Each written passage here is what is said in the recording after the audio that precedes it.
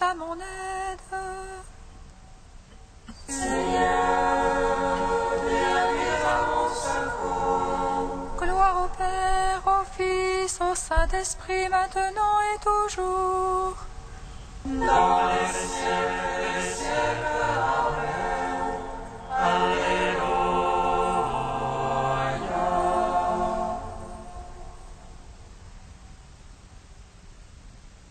Roi du ciel consolateur, Esprit de vérité, toi qui es partout présent, toi qui emplis tout, trésor de grâce et donateur de vie, viens et demeure en nous. Purifie-nous de toute souillure et sauve nos âmes. Toi qui es bonté. Roi du ciel consolateur, Esprit de vérité, toi qui es partout présent, toi qui emplis tout, trésor de grâce et donateur de vie, viens et demeure en nous. Purifie-nous de toute souillure et sauve nos âmes. Toi qui es bonté.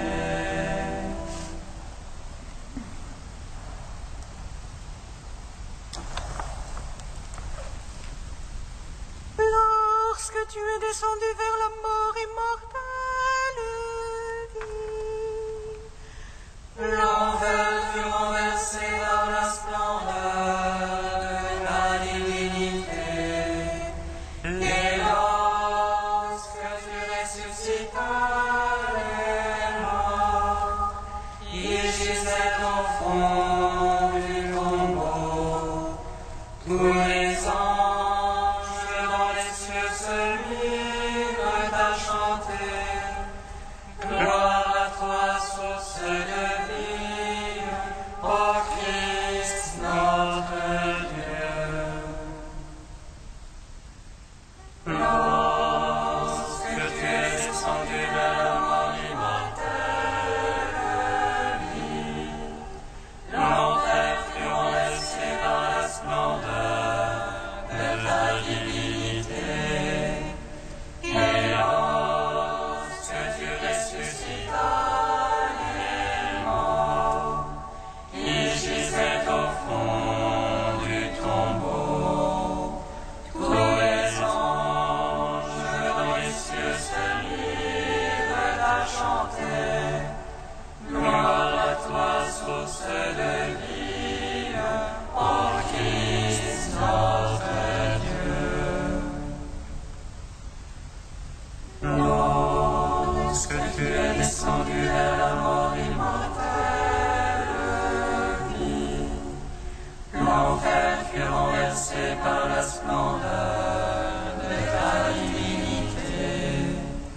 Et lorsque tu ressuscitas les morts, ils gisaient au fond du tombeau. Tous les anges dans les cieux se mirent à chanter. Gloire à toi, source de vie, ô Christ notre Dieu. Psaume 118, strophe 14. Lumière sur la route, ta parole, Seigneur. Lumière sur ma route, ta parole,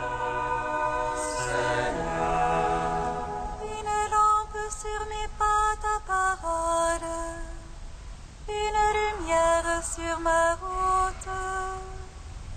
Je vais l'observer, je tiendrai de ce jugement. Je suis au fond de la misère, Seigneur. Vivifie-moi selon ta parole. Parlez au fond de ma bouche, Seigneur. Apprends-moi tes jugements. Mon âme à tout moment entre mes mains. Je n'oublie rien de ta loi. Que les impies me tendent un piège. Je ne l'évite de tes préceptes. Ton témoignage est à jamais mon héritage. Il est la joie de mon cœur. Je réfléchis mon cœur à faire tes volontés. Récompense pour toujours. Gloire au Père, au Fils, au Saint-Esprit. Pour les siècles des siècles. Amen. Lumière sur ma route, ta parole, Seigneur. Psaume 10. Que votre cœur ne se trouble pas. Je vous donne ma paix. Je vous donne ma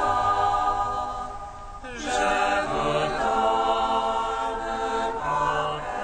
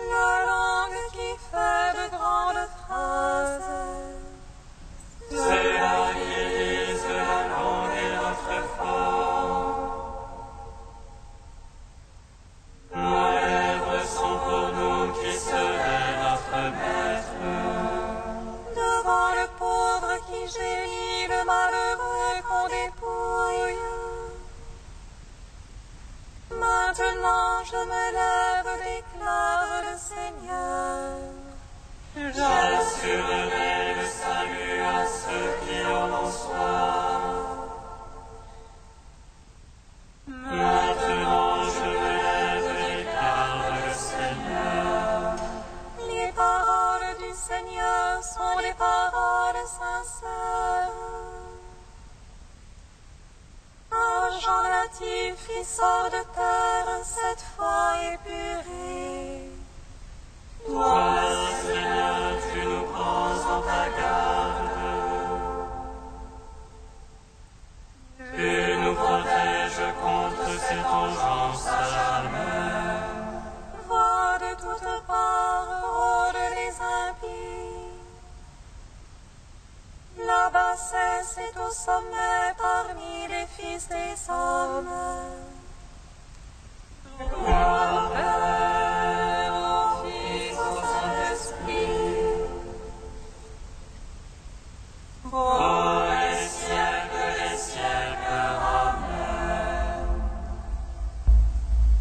Que votre cœur ne se trouble pas. Je vous donne ma paix. Cantique de l'Ecclésiastique, page 266.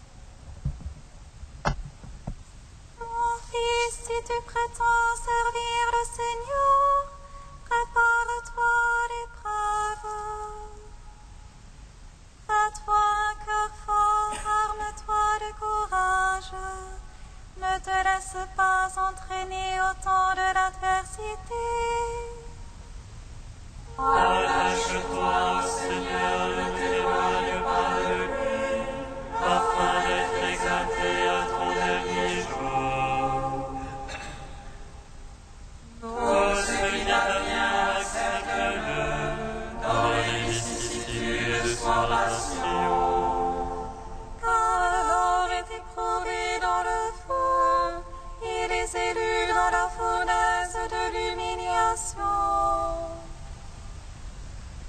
Mais en Dieu ta confiance, il te viendra en aide. Suis une voie droite et espère en lui.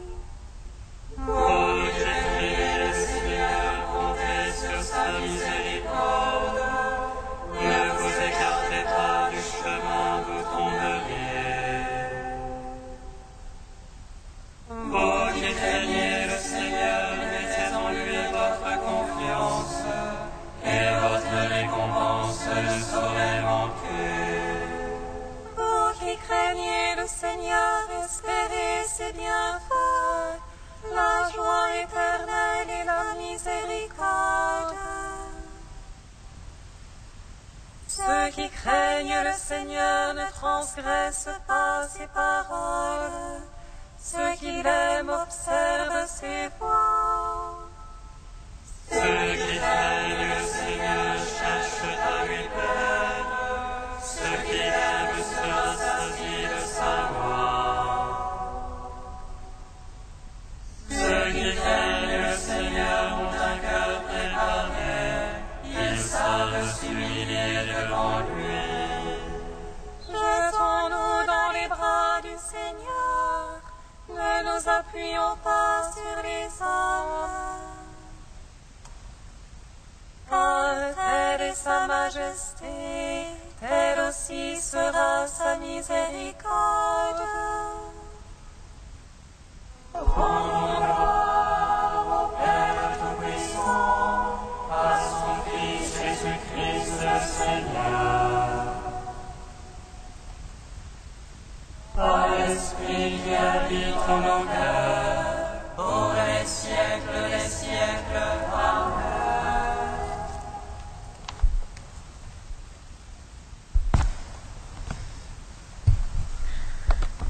De Philippe Ferlet, Paix et silence. Dieu, comme notre Créateur, est celui en qui nous vivons, nous nous mouvons et nous sommes. Nous pensons trop souvent le dogme de la création comme un lancement dans l'existence. Dieu serait notre Créateur en ce sens seulement qu'il aurait présidé à notre mise en route, au moins celle de notre âme, comme on a coutume de le dire, nous laissant ensuite poursuivre seul l'aventure de notre existence terrestre. Dieu se situerait de cette manière au debout de l'existence humaine, à l'origine pour la faire commencer, à la fin pour en fixer le terme et la recueillir pour un jugement. L'idée chrétienne du Dieu créateur n'est pas du tout cela. L'acte de création, il vaut mieux dire la volonté aimante de création, instaure une dépendance fondamentale et permanente avec Dieu. L'être créé ne trouve pas en lui et ne trouvera jamais sa propre raison d'exister. Il existe par un autre qui constamment le maintient dans l'être et lui donne d'être par une certaine participation à sa propre vie. C'est maintenant, à cet instant même, que Dieu me crée. Il me porte dans sa volonté, et sans cette volonté qui dépasse le temps, je cesserai d'être, n'ayant pas en moi davantage de quoi continuer à vivre que je n'avais la possibilité de commencer d'exister. Ce qui nous permet d'avoir le vrai regard de la foi sur notre situation de créature, c'est la révélation que cette création, de la part de Dieu, est une œuvre d'amour. Si Dieu crée, si Dieu fait ainsi venir à l'existence d'autres êtres que lui, différents de lui tout en recevant tout de lui, c'est par amour et par un amour absolument gratuit.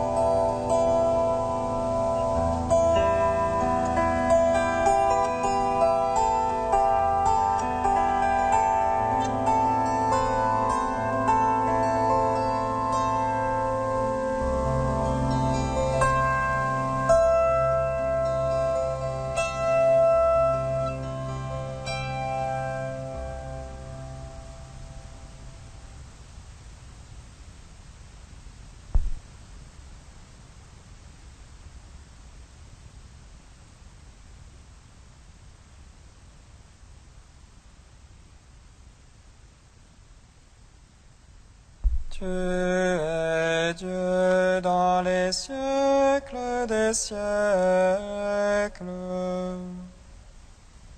Tu es Dieu dans les siècles des siècles.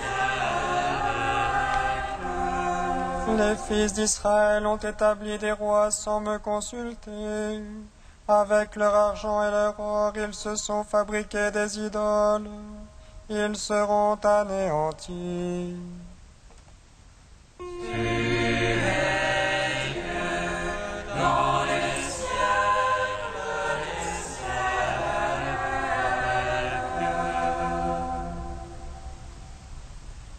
Lecture du livre d'Osée. Parole du Seigneur. Les fils d'Israël ont établi des rois sans me consulter. Ils ont nommé des princes sans mon accord. Avec leur argent et leur or, ils se sont fabriqués des idoles. Ils seront anéantis. Je le rejette, ton veau d'or, Samarie. Ma colère s'est enflammée contre tes enfants. Refuseront-ils toujours de retrouver l'innocence? Ce veau est l'œuvre d'Israël. Un artisan l'a fabriqué, ce n'est pas un dieu. Ce veau de Samarie sera brisé en 1000 morceaux. Ils ont semé le vent, ils récolteront la tempête. L'épi ne donnera pas de grain. S'il y avait du grain, il ne donnerait pas de farine. Et s'il en donnait, elle serait dévorée par les étrangers. Éphraïm a multiplié les autels pour expier le péché, et ces autels ne lui servent qu'à pécher. J'ai beau lui mettre par écrit toutes les prescriptions de ma loi, il n'y voit qu'une loi étrangère. Ils offrent des sacrifices pour me plaire, et ils en mangent la viande, mais le Seigneur n'y prend pas plaisir. Au contraire, il y trouve le rappel de toutes leurs fautes. Il fait le compte de leurs péchés. Qu'ils retournent donc en Égypte. Gloire à toi, Seigneur, gloire à toi.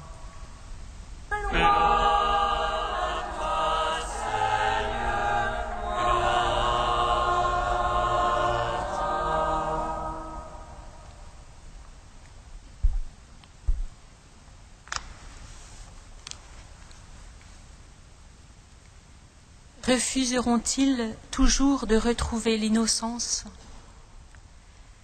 Au creux de cette vigoureuse admonition que Dieu adresse à Israël, voici que nous est livrée une parole pleine d'espérance.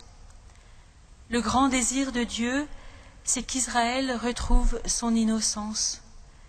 Et c'est non seulement son désir, mais sa grande possibilité. Dieu peut lui faire retrouver son innocence. Pour le prophète Osée, Israël est l'épouse de Dieu. Une épouse infidèle, certes, insouciante, volage, mais sa vocation est là, sa destinée est là, et elle n'en a pas d'autre. Une épouse qui sans cesse s'éloigne, se cherche ailleurs. Plus l'histoire avance, et plus son péché semble l'éloigner de cette fin que Dieu lui a réservée. Les infidélités accumulées semblent creuser la distance, la rendre irréductible. Israël n'y croit plus. Israël est le peuple destiné à être épousé par Dieu, sien, un avec lui. Dieu y croit, mais Israël n'y croit plus. Bien sûr, des lèvres, il confesse que Dieu est son Dieu, mais il fait comme s'il n'était rien. Il agit comme si Dieu n'existait pas. Il établit ses rois sans le consulter, il nomme des princes sans son accord, il se fabrique des idoles. Il y a un abîme entre le grand désir de Dieu et la toute petite foi qui y répond, ou même l'absence totale de foi qui ne répond plus à rien. Le problème n'est pas le péché d'Israël. Le problème, c'est qu'il tourne le dos à celui qui pourrait l'en libérer. Pour accéder à sa vocation sainte, il faut qu'il retrouve son innocence. C'est la condition de l'union à Dieu, le Très Saint, à laquelle il est appelé. Et pour cela, il faut qu'il présente son cœur à celui qui peut effacer le péché. Dieu n'attend que cela. Il suffirait qu'il revienne à lui. Il le reprendrait comme un époux reprend une épouse, il lui pardonnerait ses infidélités, il lui rendrait l'innocence. Mais Israël joue faux, fuit, évite, et c'est comme tout le dessein de Dieu qui semble empêcher, qu'il retourne donc en Égypte. Le retour à l'innocence, c'est le Christ qui l'accomplit pour nous. Sur la croix, lui, le parfait innocent, le seul innocent, prend tout le péché du monde et il se tourne vers le Père. Avec tout le péché, il ne s'est pas détourné. Il est resté là, cloué sur la croix, confiant, remis, tourné vers le Père. Le Christ est venu renverser la logique de l'union et du pardon. En Christ, Dieu n'attend plus que l'épouse revienne et se purifie pour pouvoir l'épouser. Le Christ s'est uni au pécheur. En lui, tout saint qu'il est, Dieu s'est uni à l'humanité pécheresse.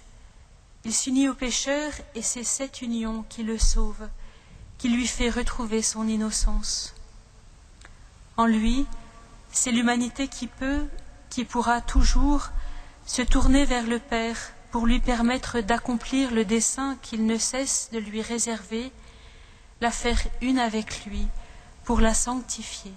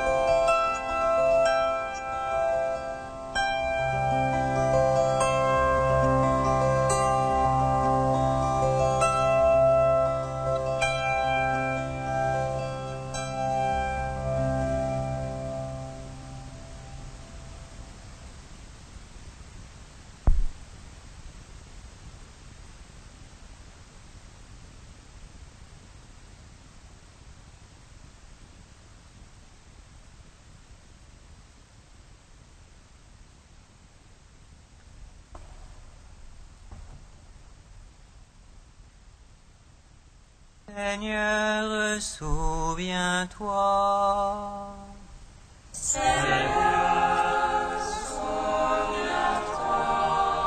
Pour tous les pays du Moyen-Orient confrontés à une grande instabilité politique,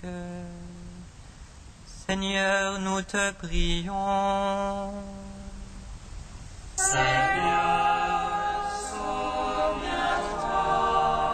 Pour ceux qui luttent afin de se libérer de l'emprise de l'alcool ou de la drogue, Seigneur, nous te prions.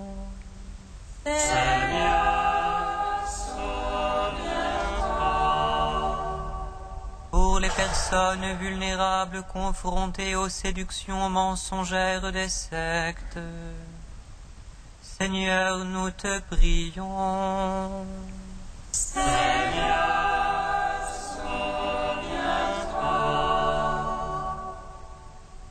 Dieu saint, saint fort, saint immortel, prends pitié de nous. Dieu saint, saint fort, saint immortel, prends pitié de nous. Dieu saint, saint fort, saint immortel, prends pitié de nous. Gloire au Père et au Fils et au Saint-Esprit, maintenant et toujours et dans les siècles des siècles. Amen. Saint immortel, prends pitié de nous. Dieu saint, saint fort, saint immortel, prends pitié de nous. Seigneur notre Dieu, toi qui veux faire le don à ton peuple d'une innocence nouvelle, viens déposer en nos cœurs ton désir. Notre Père qui es aux cieux, Que ton nom soit sanctifié, que ton règne vienne, que ta volonté soit faite sur la terre comme au ciel. Donne-nous aujourd'hui notre pain de ce jour. Pardonne-nous nos offenses, comme nous pardonnons aussi à ceux qui nous ont offensés. Et ne nous soumets pas à la tentation, mais délivre-nous du mal. Car c'est à toi qu'appartiennent le règne, la puissance et la gloire pour les siècles des siècles.